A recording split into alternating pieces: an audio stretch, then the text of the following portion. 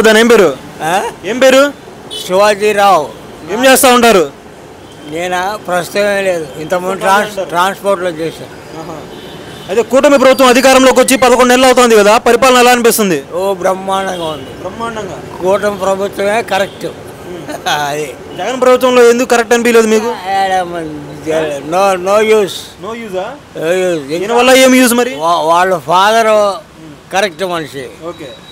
వాళ్ళ ఫాదర్ని ఒప్పుకోవచ్చు. వీడు అంతా తినేశాడు, డబ్బు పాత్రలు వేసి వేల కోట్లు తినేశాడు. ఇక్కడ తాడేపల్లిలోనే బోళ్ళు తిన్నాడు, తాడేపల్లిలోనే పాత్రలు వేసాడు. మరి చంద్రబాబు నాయుడు గారు ఏం చేయలేదా మరి? చంద్రబాబు నాయుడు గారు కరెక్ట్ మనిషి. కరెక్ట్ మనిషి అంటారు. ఏది చెప్తే అది చేసేస్తున్నాడు.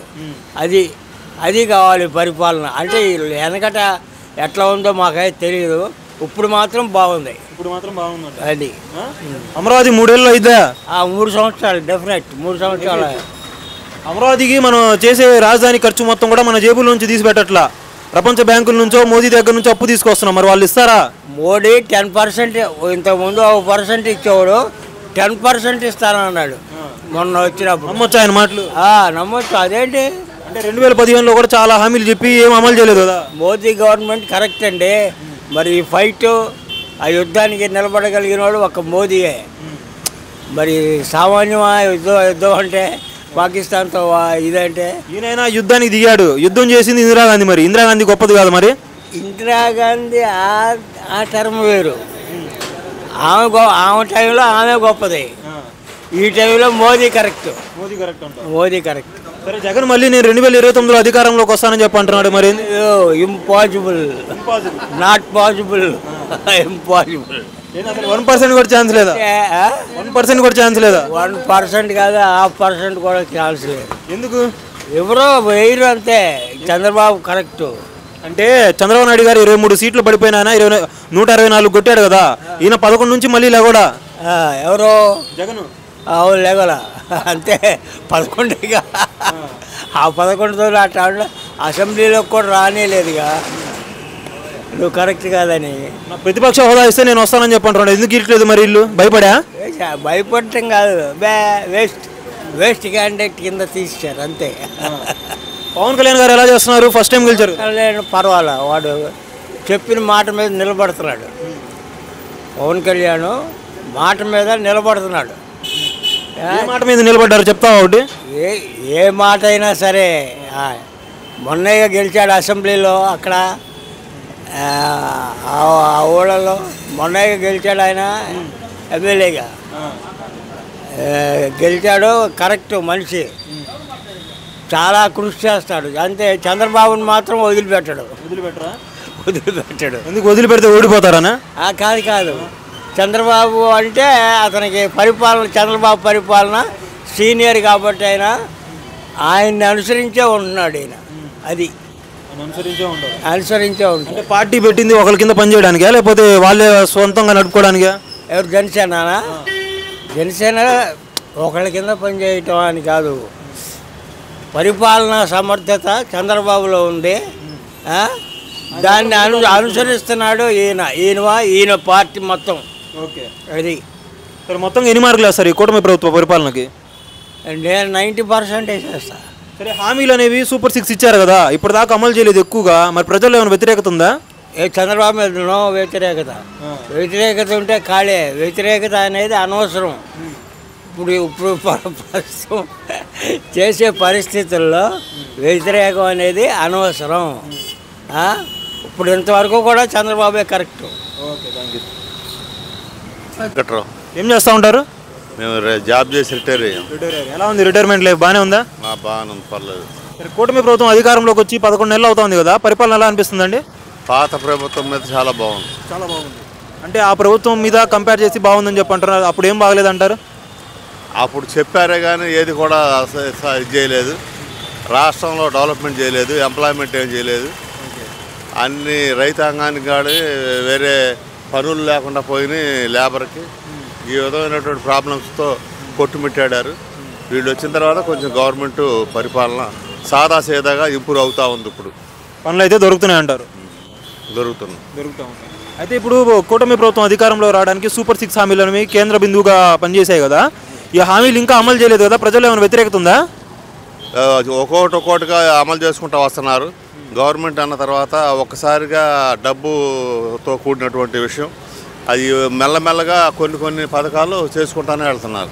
అమలు చేస్తారంటారా 6? పక్కా చేస్తున్నారు కూడా. ఇప్పుడు చేసుకుంటూ వస్తున్నారు కాబట్టి నమ్మకం ఉంది. అది అంటే వైసీపీ వాళ్ళు ఏం చెప్తున్నారంటే పసుపు కుంకుమ ఏ విధంగా అయితే ఎలక్షన్ ముందు ఇచ్చారో అలా ఇస్తారని చెప్పి అంటున్నారు. ఇప్పుడు ఆల్రెడీ ఇస్తున్నారు కదా, ఆల్రెడీ ఇప్పుడు 4 ఇచ్చారు కదా, ఇంకా 2-3 ఉన్నాయి. అవి మెయిన్ ఇంపార్టెంట్, అవి కూడా ఇస్తారు నిదానంగా. ఒక్కొక్కటి అనౌన్స్ చేస్తున్నారు, ఇచ్చుకుంటూ వస్తున్నారు. తల్లికి వందనం రేపు జూన్లో వేస్తానని చెప్పి అంటున్నారు, వేస్తారా?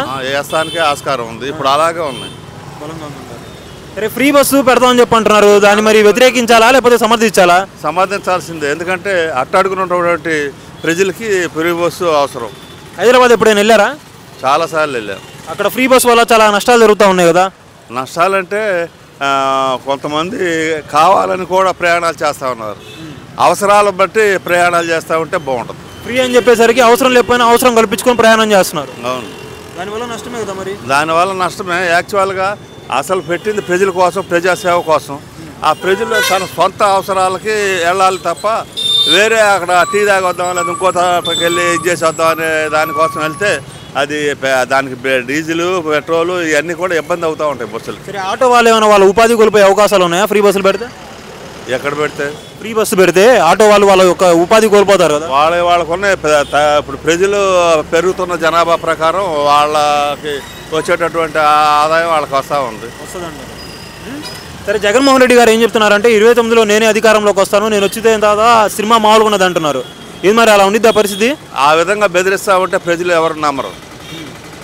ప్రజలు నువ్వు ఎంతసేపు మంచి మాటలతో చెప్పుకొని ప్రజలకి ఏ కష్టాలు జరుగుతున్నాయి, ఏ నష్టాలు జరుగుతున్నాయి అని చేసుకుంటూ వెళ్తే తప్ప విడిగా ఏదో ప్రజల్ని భయభ్రాంతులు చేద్దామని ఆలోచన చేస్తే పక్కాగా అది జరగని పని. అంటే ఇంతకుముందు లోకేష్ గారు కూడా రెడ్ బుక్ అని చెప్పి అన్నారు కదా, అప్పుడు మరి జనాలు ఓట్లు వేశారు కదా, మరి ఈయన కూడా వేయరా? మరి రెడ్ బుక్ అంటే అది వాస్తవంగా జరిగింది, ప్రాక్టికల్గా జరిగింది, కళ్ళ ముందు చూశారు కాబట్టి గవర్నమెంట్లో వాళ్ళు చేయాల్సిన పని చేశారంట. అయితే జగన్ అసలు 11 సీట్లు పడిపోవడానికి ప్రధాన కారణం ఏంటంటారు? ప్రధాన కారణం ఏముంది, అన్నీ కూడా విపరీతమైనటువంటి దోపిడీ విధానాలే కారణం. గవర్నమెంట్ ఎప్పుడు కూడా ఆ రాష్ట్రం డెవలప్మెంట్ అవ్వాలి, ఆ రాష్ట్రంలో డెవలప్మెంట్, అన్ఎంప్లాయ్మెంట్ తగ్గాలి, బాగా ఉద్యోగాలు రావాలి యువతకు కానీ చదువుకున్న పిల్లలకు కానీ, అటువంటి పరిశ్రమలు తేవాలి.